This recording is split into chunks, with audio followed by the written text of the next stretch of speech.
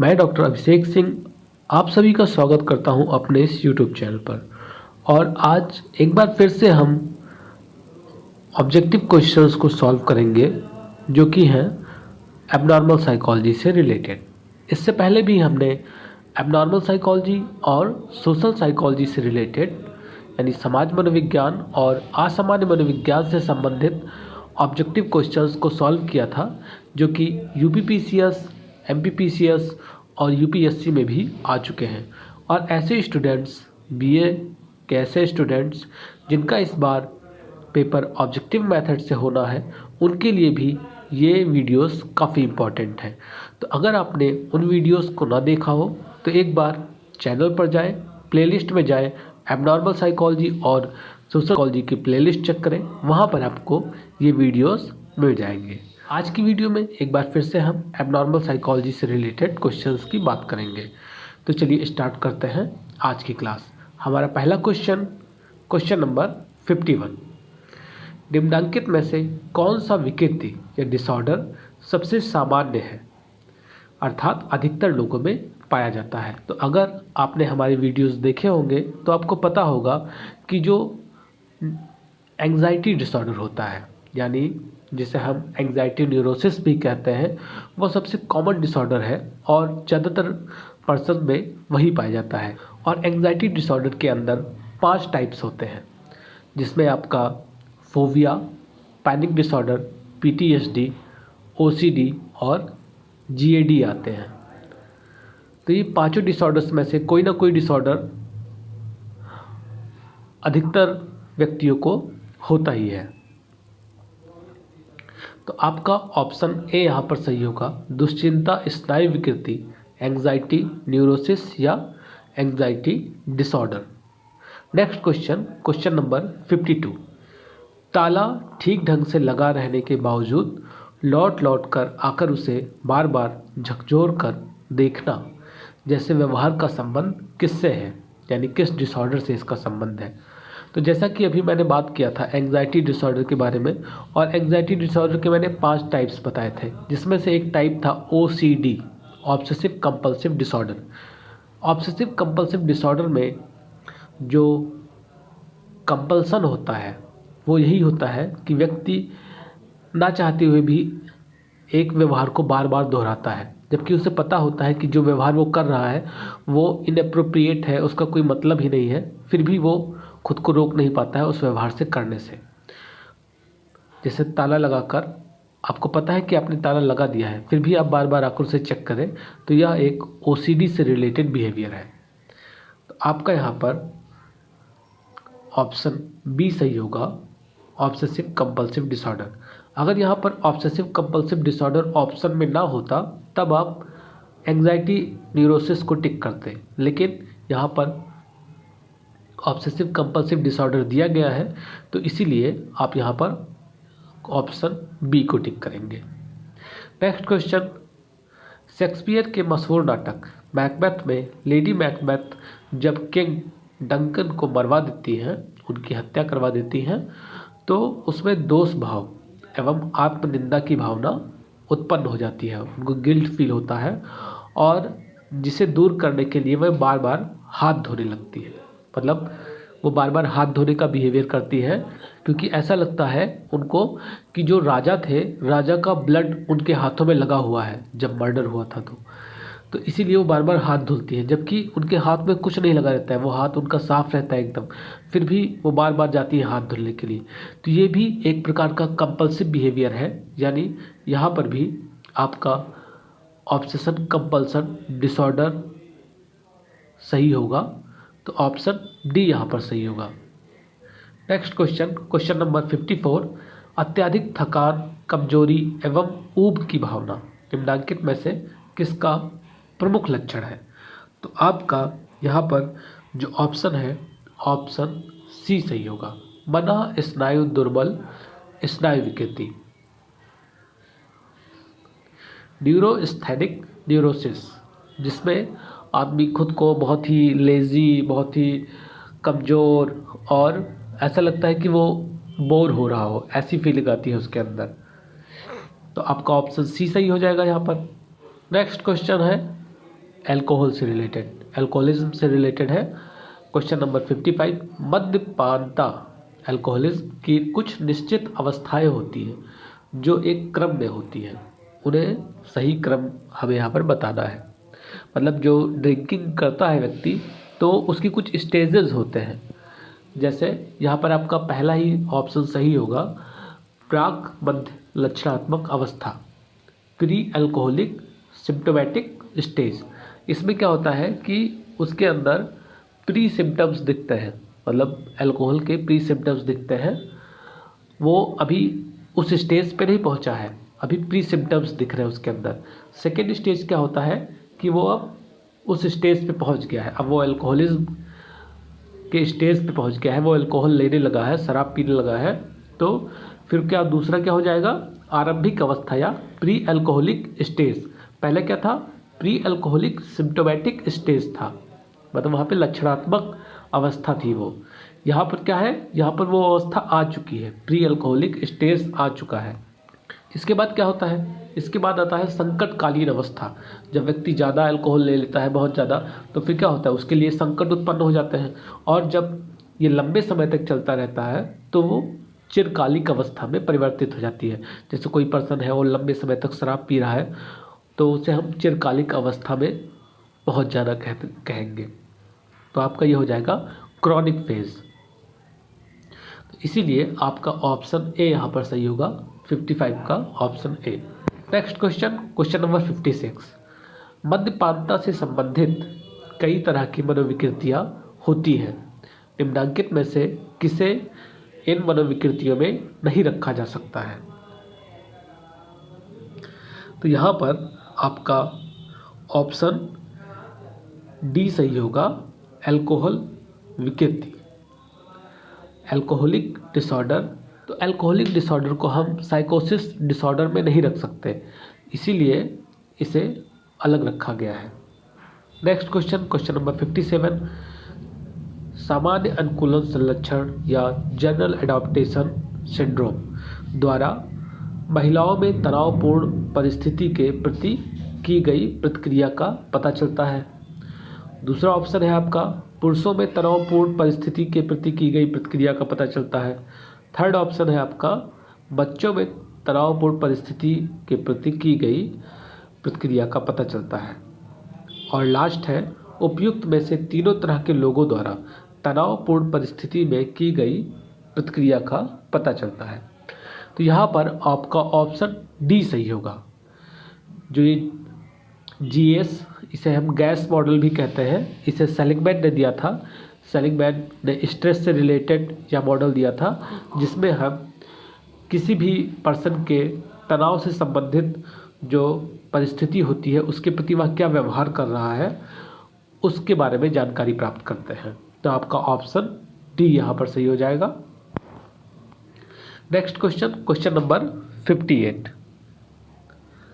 सामान्य अनुलक्षण संलक्षण, सामान्य अनुलक्षण संलक्षण यानी जनरलाइज एडाप्टेशन सिंड्रोम के 3 अवस्थाएं होती हैं। वह 3 अवस्थाएं कौन सी होती है, तो उनका क्रम बताना है सही। तो यहाँ पर मैं आपको बता दूं कि सबसे पहला जो स्टेज होता है वो स्टेज ऑफ अलार्म का होता है, दूसरा स्टेज होता है स्टेज ऑफ रेजिस्टेंस का, और थर्ड स्टेज होता है स्टेज ऑफ एग्जॉस्टेशन। अगर हिंदी में बात करें तो पहला जो स्टेज है वो है सतर्कता की अवस्था, दूसरा स्टेज है प्रतिरोध की अवस्था, और थर्ड स्टेज होता है परिक्लांति की अवस्था। इसको थोड़ा सा समझें। इसमें बताया जा रहा है कि जब हमारे सामने कोई स्ट्रेस आता है तो हमारा जो रिएक्शन होता है वो कैसे होता है। जैसे आपके सामने स्ट्रेस आया तो आपके बॉडी में पता चल जाता है एक अलार्म की अवस्था। जैसे इन्वायरमेंट में कोई ऐसी चीज़ आ गई जो आपको स्ट्रेस दे सकती है तो आपका बॉडी उसके प्रति सजग हो जाता है, तो ये हो गई अलार्म की अवस्था। फिर आप उस स्ट्रेस से रिलेटेड जो भी उद्दीपक है उसके प्रति रजिस्ट करते हैं, उससे लड़ते हैं। लेकिन अगर आप ज़्यादा देर तक उसको रजिस्ट नहीं कर पा रहे हैं, लास्ट में आप हार मान लेते हैं, तो वो हो जाता है कि परिक्लांति की अवस्था, जिसमें आपकी एनर्जी एकदम से ख़त्म हो गई, आप एकदम से एग्जॉस्ट हो गए, पूरी एनर्जी आपकी ख़त्म हो चुकी है। तो ये आपका जीएएस से रिलेटेड 3 स्टेज है, stage of alarm, stage of resistance या stage of exhaustion. Next question, question number 59, algophobia क्या है? एल्गोफोबिया किससे संबंधित है? तो ये दर्द के अयथार्थ डर से संबंधित होता है, मतलब इर्रेशनल फियर से रिलेटेड होता है, पेन के इर्रेशनल फियर से रिलेटेड। तो आपका ऑप्शन बी यहाँ पर सही होगा।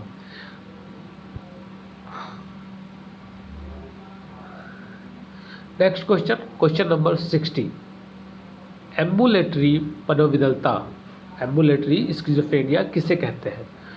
रोगी को अस्पताल में भर्ती नहीं कराया जाता है और उसे समुदाय में रखकर ही उसका उपचार करने का प्रयास किया जाता है या उसके उपचार को संभव बनाया जाता है।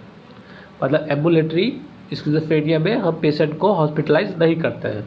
तो यहाँ पर जो आपका ऑप्शन बी है, मनोविकलता का एक ऐसा प्रकार जिसमें रोगी को अस्पताल में भर्ती नहीं कराया जाता है और उसे समुदाय में रखकर ही उसका उपचार किया जाना संभव हो पाता है, ये यहाँ पर सही होगा। Next question, question number 61, सुडोसिस